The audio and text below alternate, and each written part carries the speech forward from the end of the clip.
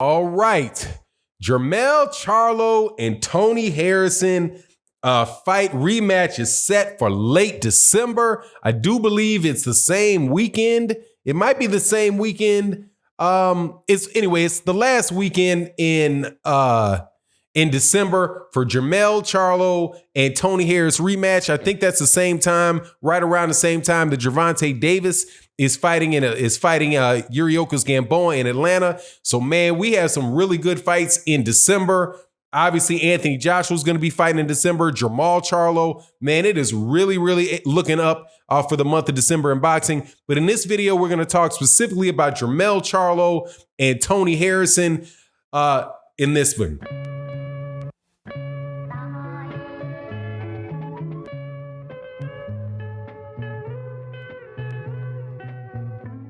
All right, welcome back to the channel, subscribers. If you're not subscribed, please subscribe and hit the bell icon so you can be notified of more videos and when we release more videos. And also, I want to thank everybody in the live stream that comes Monday through Friday, right after Trill Boxing Talk around 11:15 a.m. Central Standard Time, and also OG Boxing Talk at 8 a.m. Sundays with my co-host Blood Boxing, Trap House Boxing, KQKC Boxing, and the boxing historian Curtis Anderson.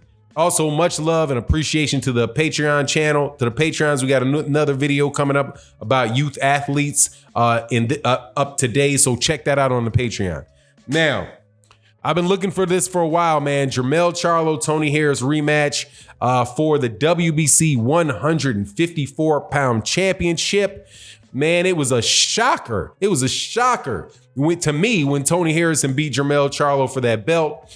And man, I'm looking forward to a very, very good fight between the two. And honestly, the one reason I'm really happy that this fight is happening or that it was announced is because now I get to say something positive about a Charlo. And when yesterday I had to do a video complaining a little bit about Jermell Charlo, or actually complaining a lot, I hope respectfully, about comments that came out of his camp about not wanting to fight Demetrius Andrade, because, you know, what do you get for fighting Demetrius Andrade? And, you know, let's not talk, and Ronnie Shields saying, let's not talk about a fight that's not going to get made. I was not happy to have to, you know, go on the other side from Jermell Charlo, because I think Jermell Charlo is a tremendous fighter that could beat anybody in the welterweight division if he's given a chance to fight. So being able to say something positive about Jermell Charlo is kind of making my day. Jermell Charlo lost to Tony Harrison in a fight that I'm thinking was I wouldn't say it was a fluke, but I think that it was just a bad strategy and an overconfident Jermell Charlo winning against a guy, Tony Harrison, who had been knocked out by Jarrett Hurd. And if you remember at the time, Jermell Charlo and Hurd were looking to fight one another to unify 3 of the belts. Everything but the WBO, the WBC was Jermell Charlo, the WBA and the IBF was Jarrett Hurd. But then, you know, everything went pop, you know, for that. First, Jermell Charlo loses to Tony Harrison, then Jarrett Hurd loses to J-Rock. So now we're in a situation where Jermell Charlo would have to be able to get past Tony Harrison, then hopefully set up a fight with J-Rock for the unification, to unify the 3 belts. That WBO belt is gone. That's Jaime Munguia, and Jaime Munguia ain't fighting any of those guys. I'd be surprised if Jaime Munguia stays at 154 pounds much longer anyway, because he's kind of like Jarrett Hurd, really, you know, too big for too big. They're big, legitimate welterweights, and they shouldn't be fighting in the welterweight tweener class anyway. So as far as the fight with Jermell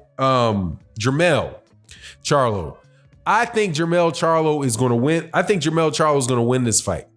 The reason that I think Jermell is going to win the fight is because I think that first of all, I think he's a better fighter than Tony Harrison. But Tony Harrison, in the first fight, what he did that I thought was an error was trying to go for a knockout against Tony Harrison. He was truly, really trying to beat up Tony Harrison. And as a result of it, he wound up following Tony Harrison around a lot. And he was coming, I think, telegraphing his right hand a little too much. He had some very significant knockouts and has been knocking out people for a while, definitely since he transitioned from Ronnie Shields as a trainer over to Derrick James. And I think just that whole fight, everything that he was, not everything, I'm exaggerating when I say that, but you get my point, that the whole time he was just really looking to trying to match what Jarrett Hurd did to Tony Harrison and try to get him up out of there. Or beat what Jarrett Hurd did and try to get Tony Harrison out of there. And as a result, he wound up missing unnecessarily a good amount. He gave Tony Harrison chances to counterpunch and to look good in spots and just fight, make him miss, throw some punches, land some punches, get out of the way, rinse and repeat over and over again. And then at the end of the fight, Tony Harrison got the decision, which I honestly, man, I was really shocked with, because I thought Jermell Charlo won the fight. In this fight coming up, though, I think that Jermell Charlo was going to just try to outbox him and force Tony Harrison to get down to convincingly outbox Tony Harrison for several rounds, enough where it might make Tony Harrison feel as if he has to come forward and that he has to do something to pick up these rounds and not just go straight in, with the game, trying to take Tony Harrison's head off, because I don't think that that's going to work. I think Tony Harrison, he's not the type of fighter that Jarrett Hurd is, that's just going to have this hulking, walk you down, keep pressure on you, stay within, be willing to take shots, be willing to take a bunch of shots, to give a couple shots where that's not the style of Jermell Charlo. And honestly, man, I think of the boxers between Jermell Charlo and Jermall Charlo, obviously Jermall Charlo is the bigger fighter, but I think Jermell Charlo might be the more versatile boxer, the better boxer.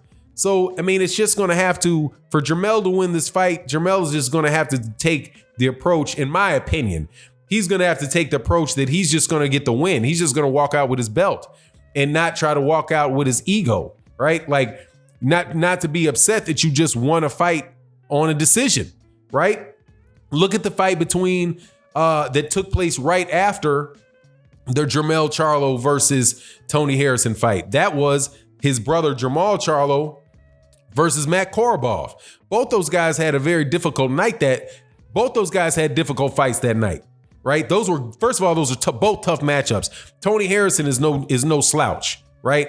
And Matt Korobov definitely ain't a slouch. But Jermall Charlo, even though he had some rough rounds in the beginning because it didn't seem like he could get out of the way. It didn't seem like he could get out of the way of the straight left hand from Korobov. Eventually neutralized that left hand and won the fight with a jab. So when you look at the outcome of the fight, I think that Jermell Charlo had a better fight against Tony Harrison than Jermall Charlo had against Matt Korobov. When I looked at the fights, but at the end of the day, one guy walked out with a loss and the other guy walked out with a win.